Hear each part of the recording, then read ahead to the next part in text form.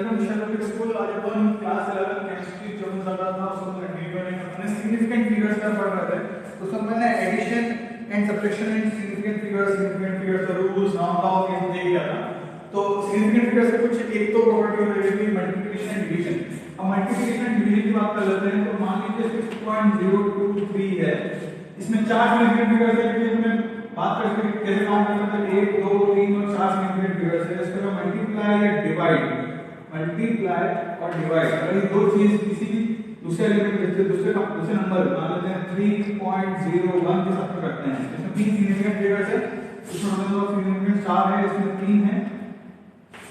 तो अपन को जब इसका सॉल्यूशन करेंगे, इसका जो सॉल्यूशन निकालेंगे, तो सिग्निफिकेंट फिगर्स की वैल्यू एडिशन मल्टीप्लिकेशन क्या था, एडिशन मल्टीप्लिकेशन ये था कि जितनी सिग्निफिकेंट फिगर्स टोटल आते हैं, टोटल जो हाईएस्ट सिग्निफिकेंट फिगर्स होते हैं उसी का आंसर निकालना होता है।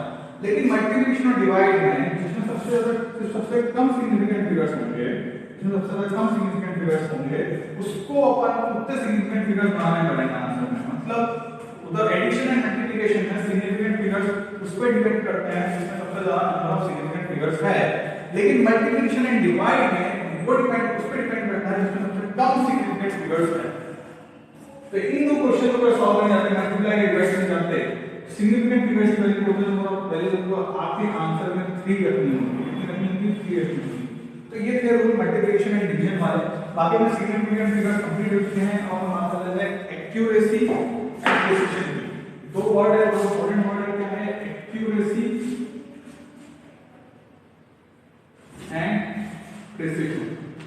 ये दो बहुत इंपॉर्टेंट वर्ड है क्योंकि ये दो के बारे में डेफिनेशन पूछ लेते हैं, बहुत से क्वेश्चन आ जाते हैं। तो डेफिनेशंस आप इसको देखिएगा बुक में, एक बार इसकी बुक में डेफिनेशन देख लीजिएगा एक्यूरेसी एंड प्रिसिशन की। अपन यहाँ पे एक्यूरेसी एंड प्रिसिशन के बीच में अंतर समझ लेते हैं, वो ज़्यादा इंपॉर्टेंट है। अब पता होना चाहिए कि एक्यूरेसी कब आ रही है, प्रिसिशन कब आ रहा है, ठीक है। तो कोई भी कंपाउंड है उसका ऑलरेडी वेट हमने कैलकुलेट कर रखा है, उसका आ रहा है 2 ग्राम, मान लीजिए उसका वेट है 2 ग्राम। तो 3 स्टूडेंट्स ने इसका वेट निकाला, एक ने निकाला 1.09, एक ने निकाला 1.6, उसे 3 बार मेजर है। स्टूडेंट ए ने दो मेजरमेंट लिए, एक मेजरमेंट लिया 1.06, सॉरी 1.668 आ गया, और एक बार उसका मेजरमेंट आ गया 1.71।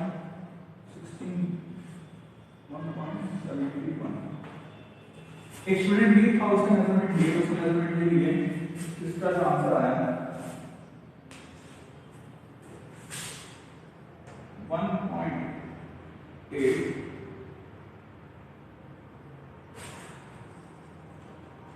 1.9 और उसने दूसरा मेजरमेंट लिया, जिसका आंसर है 2.2।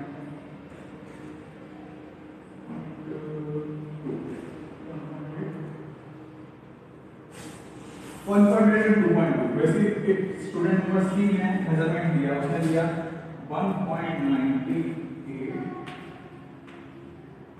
2.0।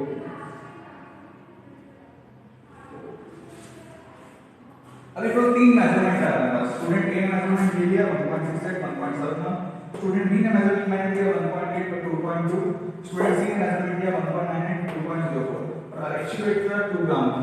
तो इसका वेट बस ए को कहेंगे कि इसने जो मेजरमेंट लिया वो प्रिसाइज है। प्रिसाइज मतलब जो दो मेजरमेंट उसने लिए हैं वो सब एकदम पास में है। लेकिन जब इसका हम एवरेज निकालेंगे वो 1.6 से लेके 1.7 के बीच में होगा, जो कि अपना 2 ग्राम से दूर है। तो ये एक्यूरेट नहीं है, पर ये प्रिसाइज है कि बहुत पास में क्लोज आए।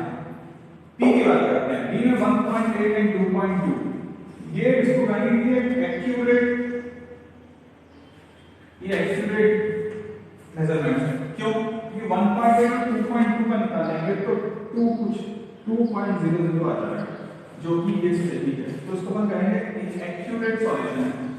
मान लीजिए 81 होता है, 21 होता, तो ये 1.01 आ रहा है, पर ये क्या है, एक्यूरेट सॉल्यूशन है, ये एक्यूरेट वैल्यू है, एक्यूरेट सॉल्यूशन आ रहा है। तो इसको हम कहेंगे कि एक्यूरेट है, लेकिन प्रिसाइज नहीं है। प्रिसाइज मींस कि इसमें जो डिफरेंस है वो उसमें टोटल 0.4 का डिफरेंस है, जो कि काफी ज्यादा दूर का डिफरेंस है, बहुत ज्यादा दूर होगा एक दूसरे से, तो ये प्रिसाइज नहीं है पर ये एक्यूरेट है। वहीं जो स्टूडेंट नंबर सी है उसने 1.98 2.04 जो कि बीच का डिफरेंस है वो ओनली 0.06 का है, और इसका जब हम निकालते हैं एवरेज निकालते हैं तो एवरेज भी आएगा 2.20।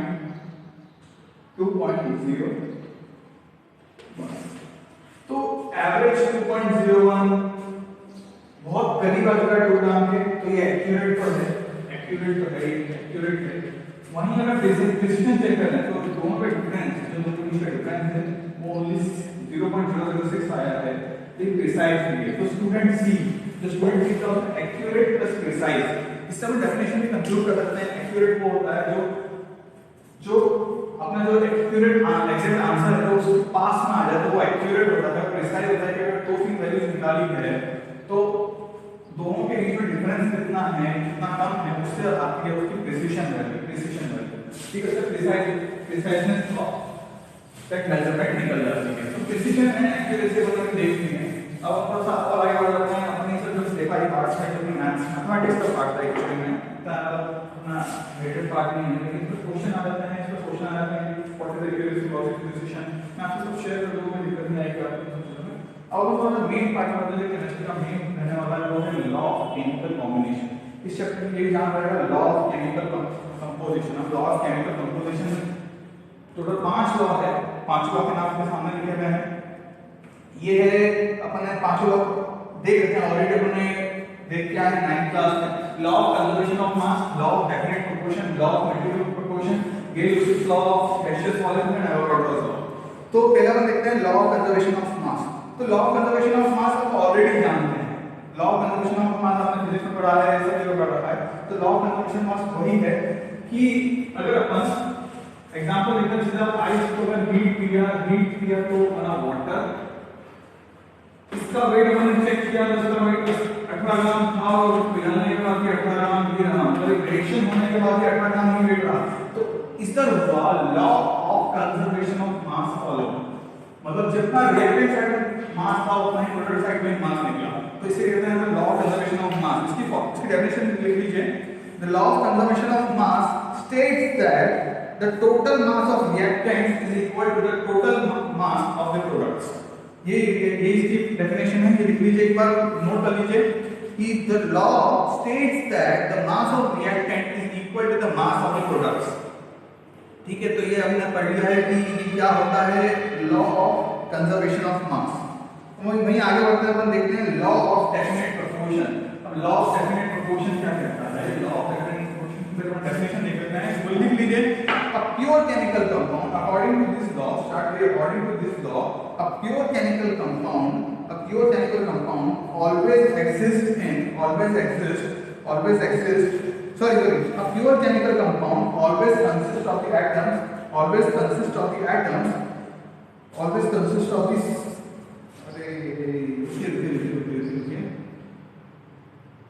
अब लिखिए, a pure chemical compound always consists of the same elements combined together.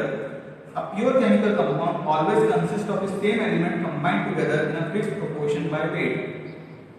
अब क्या बोल रहा है सर, ये समझ में नहीं आ रहा, समझ में नहीं आया क्या बोल रहा है आपने, तो उसको अपन देख लेते हैं। C+O2 gives CO2। वहीं अगर एक और एग्जांपल देख लेते हैं इसका अपन, कैल्शियम कार्बोनेट का डिकम्पोजिशन COC3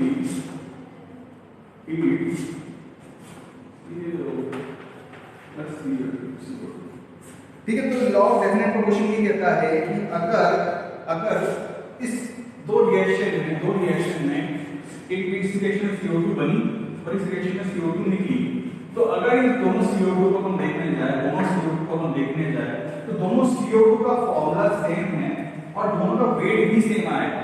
अगर इस CO2 का मॉलिक्यूलर वेट सेम आएगा। मॉलिक्यूलर वेट सेम कैसे आएगा? CO2 जो इसमें प्रोड्यूस हुई उसमें एक कार्बन है, 2 ऑक्सीजन है, मतलब एक कार्बन का वेट 12, ऑक्सीजन का वेट 16, 16 into 2, तो जो वेट आएगा वो उसका CO2 का वेट इधर सेम आएगा जो इधर CO2 निकली होगी।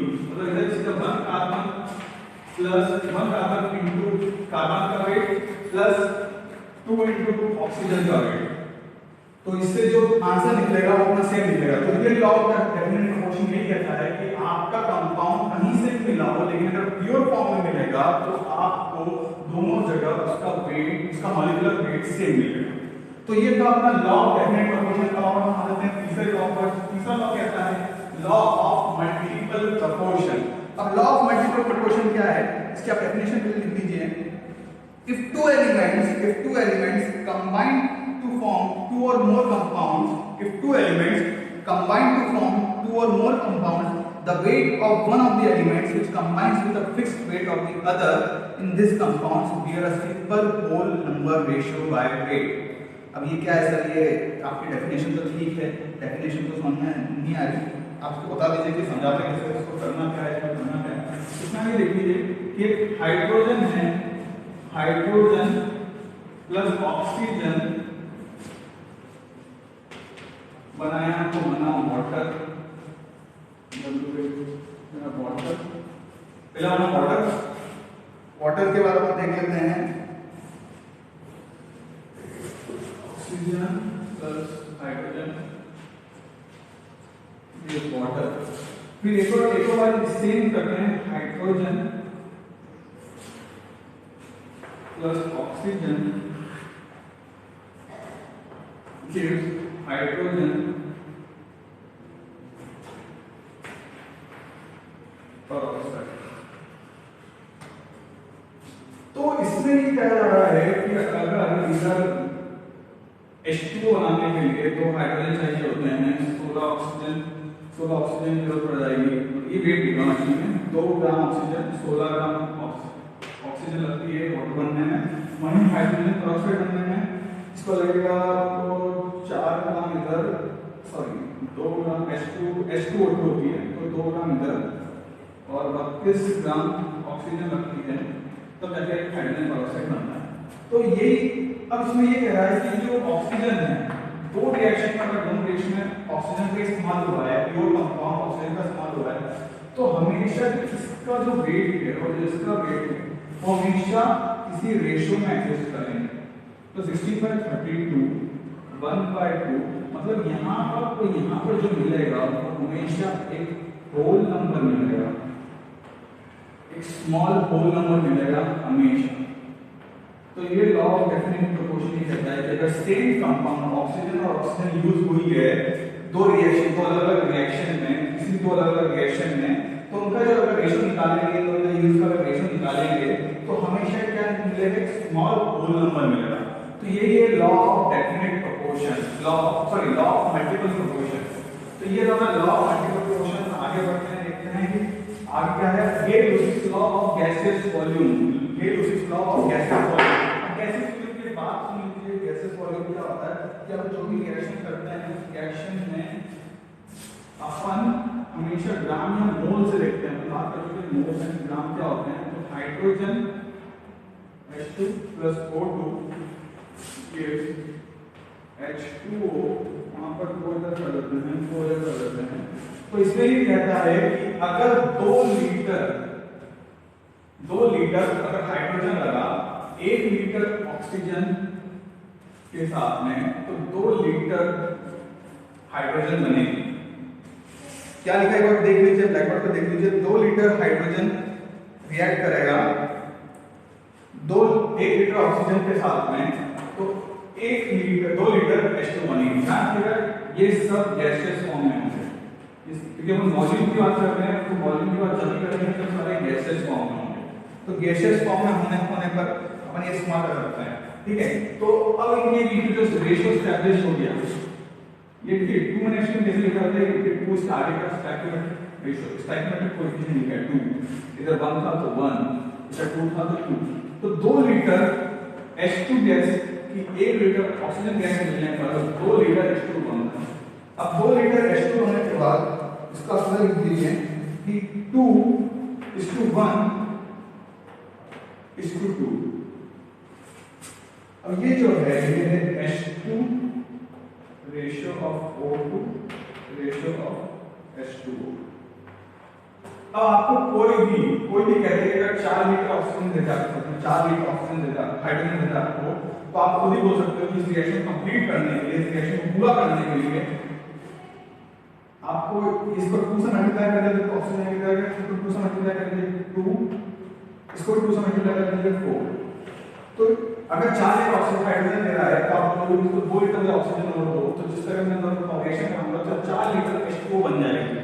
तो ये अपन ने सिर्फ एवोगाड्रो लॉ को पढ़ने से एवोगाड्रो ने सॉरी गेल-लुसियस लॉ को देखने से हमने सीधा देख लिया कि अगर अपन को एक बार रिएक्शन बैलेंस मिल जाए, एक बार रिएक्शन बैलेंस मिल जाए, तो मैं उसके कोएफिशिएंट्स को अगर मैं रेशियो फॉर्म में ले लूं, उसको रेशियो फॉर्म में ले लूं, तो मुझे कितने भी लीटर या वॉल्यूम या मोल दे दे तो मैं सीधा बता सकता हूं कि अगर इसमें कितने रिएक्शन कितने मोल्स लगे हैं तो इसके कितने मोल्स लगेंगे और इसके बाद इसके कितने मोल्स लगेंगे। सिर्फ इस रेशियो को देख के हम कह सकते हैं, सिर्फ इस रेशियो के कारण हम कह सकते हैं। तो ये था गेल-लुसियस लॉ ऑफ गैसियस स्टेट। आगे बढ़ते हैं, आगे आखिरी लॉ है इसमें, आखिरी लॉ ये कहता है Avogadro's law. What is this Avogadro's law? Avogadro's law ये कहता है कि जो भी एटम्स एंड मॉलिक्यूल्स है, जो भी एटम्स एंड मॉलिक्यूल्स है, आप एक कंटेनर लेते हैं, कंटेनर में आपको एग्जांपल बताता हूं, कंटेनर है, कंटेनर में ऑक्सीजन भरी पड़ी है, भरी पड़ी O2 भरी पड़ी है, वहीं एक कंटेनर और लिया, ये सेम साइज का कंटेनर है, O2 और H2 है, ये दोनों सेम साइज के कंटेनर है, जिसमें एक में O2 भरी है, एक में इसमें O2 भरी है, इसमें H2 भरी है। तो मान लेते हैं ये 3 लीटर का कंटेनर है, ये भी 3 लीटर का कंटेनर है, तो मैं ये कह सकता हूं अगर मुझे पता चल गया कि इसमें 3 लीटर ऑक्सीजन है और 3 लीटर हाइड्रोजन है, तो मैं ये कह सकता हूं इसके अंदर जो number of molecules of H2 होंगे, क्या होंगे? Number of molecules of H2, number of molecules of H2 जो इसके अंदर होंगे वो इक्वल होंगे number of molecules of O2 in a body। मतलब इसमें जितने number of molecules, number of atoms होंगे, एक हाइड्रोजन एटम, दूसरा हाइड्रोजन एटम, तीसरा, चौथा, पांचवा, छठा, सातवां, जितने एटम्स होंगे उतने ही ऑक्सीजन के एटम्स ही होंगे, O2 के atoms, sorry O2 molecules, H2 molecule and O2 molecules. जितने नंबर ऑफ मॉलिक्यूल्स इस कंटेनर में होंगे उतने ही मॉलिक्यूल्स कंटेनर में होंगे। एवोगाड्रो ये कहते हैं कि अगर सेम वॉल्यूम का अपने पास कंटेनर है, सेम वॉल्यूम का कंटेनर है अपने पास, तो उसमें अगर दोनों में अलग-अलग गैसेस भर दी जाए तो ले भरने पर भी इसमें same number of molecules present होंगे जितने इसमें प्रेजेंट होंगे। मतलब अगर 3 लीटर गैस अपन H2 के लिए और 3 लीटर गैस O2 के लिए और अपन दोनों कहें कि इसमें से किसके ज्यादा मॉलिक्यूल्स, किसके ज्यादा मॉलिक्यूल्स होंगे, तो वो वेट डिपेंड नहीं करता, वो सीधा बोल सकते आप कि दोनों में सेम नंबर ऑफ मॉलिक्यूल्स होंगे। अब यही कहा था एवोगाड्रोस लॉ ने कि एवोगाड्रो नंबर क्या था, उन्होंने एवोगाड्रो नंबर दिया था जो कि इसकी वैल्यू थी 6.02 मीटर per पावर 20। ये नोट कर लीजिए, एवरेज को कहते हैं एवोगाड्रो नंबर से डिनोट करते हैं Na से। This is the number of atoms present in 1 mole. This is the number of atoms present in 1 mole। अब इसको आगे बढ़ेंगे, पहले अपन इसकी पढ़ लिया है। आज हमने क्या करेंगे, लॉ ऑफ केमिकल कॉम्बिनेशन देखिए, law of conservation of mass, law of definite proportion, law of micro proportion, ये law of gaseous state, Avogadro's law. तो ये अपने सारे लॉ देखे और इन सारे लॉस को लेकर भी conservation of mass, definite proportion, इसमें जो रेशियो निकाला था, इसमें जो रेशियो निकाला था, इसमें जो वॉल्यूम का रेशियो निकाला था, इसमें जो हमने देखा कि एक लीटर में और 1 लीटर ऑक्सीजन और 1 litre hydrogen, 1 litre chlorine, 1 litre sulphur, इन सब के जितने जो हमने सब देखे उन सब में कितना नंबर ऑफ मॉलिक्यूल्स सेम होंगे। अपन बस ये आज पढ़ लिया है कि अपन क्वेश्चन आंसर में पूछ सकते हैं, क्यों क्वेश्चन आंसर में पूछ सकते हैं क्योंकि आपको पता चल चुका है कि आप कैलकुलेशन कैसे करते हैं। अब हम थोड़ा सा आगे को कांसेप्ट देखेंगे, उनका देखते हैं। तो ये सब पढ़ लीजिएगा, आपकी बुक में पेज नंबर 14 पे एक बार पढ़ लीजिएगा। Thank you so much.